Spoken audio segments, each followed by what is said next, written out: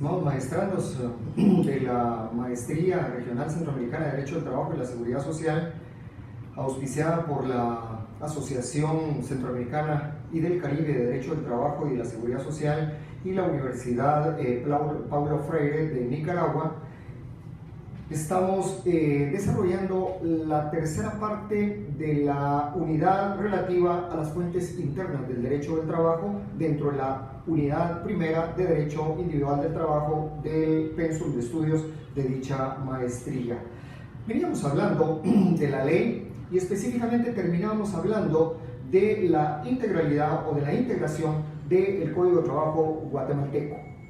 Y cuando hablamos de ley, es interesante verlo en su contexto general, amplio. ¿Por qué? Porque suele pensarse, suele por algunos aseverarse, y cuando uno le pregunta a alguien, le dice, mire, ¿y usted dónde cree que están establecidos los derechos laborales de los trabajadores? Rápido dice, en el caso guatemalteco, en el Código de Trabajo guatemalteco. Esa es la respuesta normal, natural, y está la percepción de que entonces el Código de Trabajo guatemalteco o el Código de Trabajo salvadoreño de cada uno de nuestros países es el que contiene esencialmente el derecho del trabajo o la normativa laboral aplicable en las relaciones laborales. Y sabemos que eso es cierto, pero que no es solo el Código de Trabajo, en el caso guatemalteco, el que establece y norma los derechos laborales. ¿Cómo poder hacer para entender, para comprender esa integración del derecho de la normativa jurídica laboral? Normativa jurídica laboral. No interesan en este caso otras normas como las religiosas, como las convencionales. No, esas no. Lo que nos interesa son las normas jurídicas laborales. ¿Cómo hacer para integrarlas? ¿Cómo hacer para comprenderlas, para integrarlas? Pues bien, ya don Hans Kelsen nos perfilaba que a través de la pirámide kelseniana podemos ubicar esos derechos laborales, esas leyes laborales o esas normas jurídicas laborales. ¿Y qué decía don Hans Kelsen?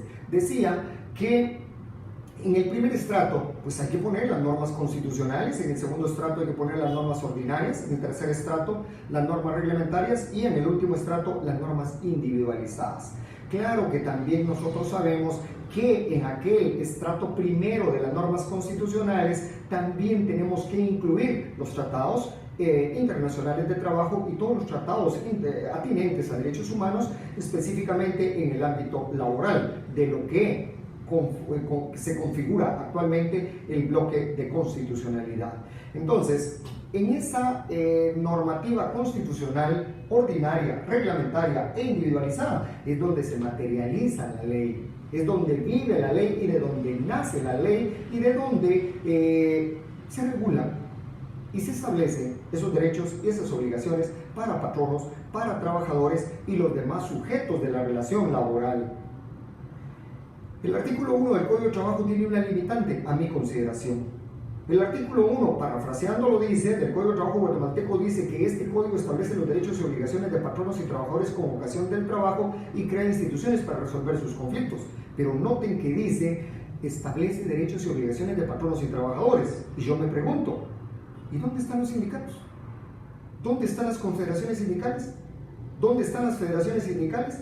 ¿Dónde están los demás sujetos de la relación laboral, como el trabajador de confianza, como el trabajador que ejerce funciones de dependencia, de dirección patronal? Esos también son sujetos del derecho laboral y por lo que no solo es patrón y trabajador, claro que son definitivamente los que le dan la vida y la esencia y el sentido a la relación laboral, patrón y trabajador. Eso es indiscutible, pero no son solo ellos. Entonces, en esas normas ordinarias es donde vamos a encontrar los términos generales de cada particularidad de la ley, desarrollando las normas constitucionales.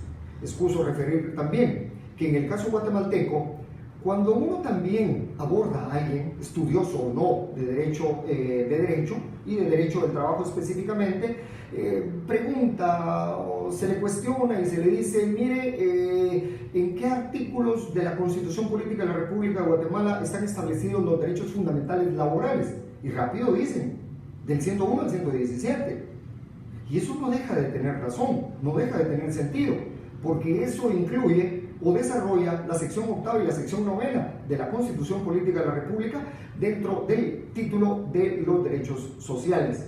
Pero esto es específico del derecho del trabajo y del derecho de los trabajadores del Estado. Vean que la Constitución ya separa dos regímenes, el del sector privado y el del sector público.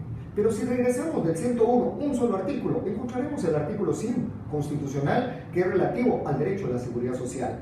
Y para unos, la seguridad social como derecho debería estar aparte, pero podemos decir también que sigue siendo aquella hermana gemelo o aquella hermana gemela, aquel otro hijo del derecho laboral que muchas veces se le deja huérfano, pero que es tan noble o quizás más noble que el mismo derecho laboral. Por ende, entonces, es mejor decir del 100 al 117, pero esto no es totalmente, no completa esa integralidad o esa regulación constitucional en materia laboral. ¿Por qué? Porque si nosotros vemos el artículo 210 de la Constitución Política, el 262 de la Constitución Política de la República, el artículo risorio de este artículo, pero en fin, ahí está, el artículo 1 transitorio de la ley de la Constitución Política de la República, que establecen estos tres artículos, repito, 210, 262 y artículo 1 transitorio de la Constitución Política de la República Guatemalteca, establecen y mandan a que se legisle, a que se emitan, y hoy existen, la ley del servicio civil del organismo judicial, la ley del servicio civil del organismo ejecutivo, la ley del servicio municipal. Tres leyes ordinarias para normar relaciones laborales en el organismo ejecutivo, en el organismo legislativo y en las municipalidades. Entonces, no es cierto que solo del 100 al 117 está desarrollado el articulado constitucional relativo a los derechos fundamentales laborales en Guatemala. Hay muchos más artículos en la Constitución y no solo son también los otros tres que estoy citando. Yo los invito a que entremos a cada una de nuestras constituciones y veamos si efectivamente hay otros artículos relativos y puros y plenos de derecho del trabajo. En el caso guatemalteco los hay, y no dudo que en el caso centroamericano también, y es parte de las tareas que vamos a asignar, el hecho de ser acuciosos y establecer en nuestras constituciones, porque es lo primero que debemos de tener presente si hablamos de ley. Porque si la norma constitucional, aunque la jerarquía normativa en derecho laboral es muy relativa, y aquella pirámide kelseniana que yo estoy invocando es relativa también, no deja de tener importancia el hecho de que veamos en nuestras constituciones cuáles son los derechos fundamentales constitucionales en materia laboral. Pues bien, entonces estamos diciendo que la norma constitucional es importante. Después de ella, a la par de ella, tenemos la normativa internacional del trabajo, los convenios internacionales de trabajo, la Organización Internacional del Trabajo, OIT, paralelo también con las recomendaciones, con las directrices que emanan también de la Organización Internacional del Trabajo. Eso presupone que no solo son los convenios internacionales, también están los protocolos, también están estas directrices que se dictan a veces para trabajos especiales y puros.